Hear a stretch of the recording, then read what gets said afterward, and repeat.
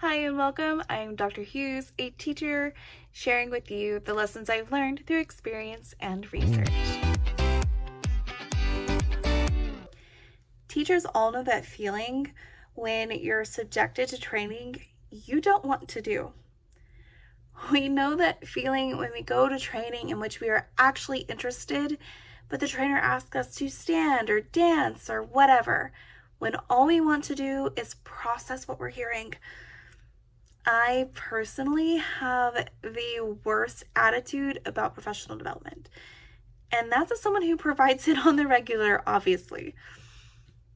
However, if we enter into the training with an attitude focused on finding connections, there's more benefit to be gained from the experience. Everyone categorizes information in their head differently. For me, when I'm in training, my brain will have almost like these side conversations with itself about what may seem like completely unrelated things. So all of my notes have a place where I can brain dump. Even if those side convos are unrelated, the information might be important for me to think on again later. And when I do reflect later, I try to find the connection of that to what I was learning or doing so I can better understand me. For example, I was in this training about test scores, and it reminded me of how I needed to check on my daughter's test scores, which reminded me that I had not scheduled my annual health checkup. But what my notes that day say is just schedule doctor. It wasn't until I reflected later that I understood how my mind went from test scores to doctor. Back to PD. If we go into professional development, PD, with a mind focused on connections, we can also better filter the information we're given. Every August, there is at least one training I'm forced to attend. Not that the information might not be useful, but it's training that feels like a waste of time. Again, not that it actually is a waste of time, it just feels that way. So what I've discovered over the years is that I need to make the time worth something.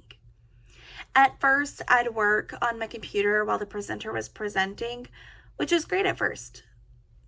But then it began to feel disrespectful to the presenter who spent time creating an effort presenting.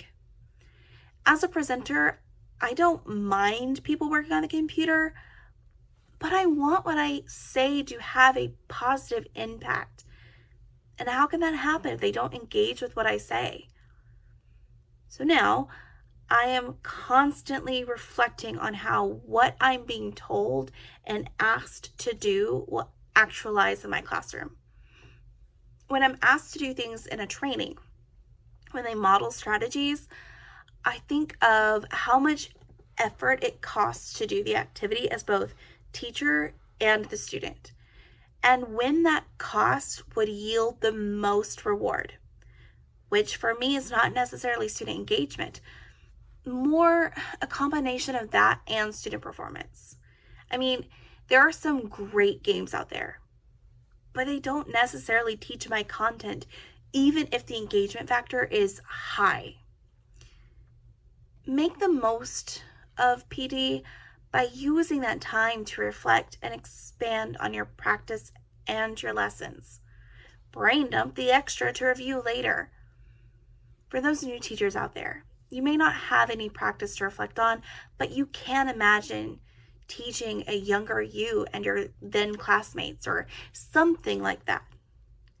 And if the PD is truly useless, which is a rare but not impossible reality, you'll still have used the time to do valuable reflecting and thinking.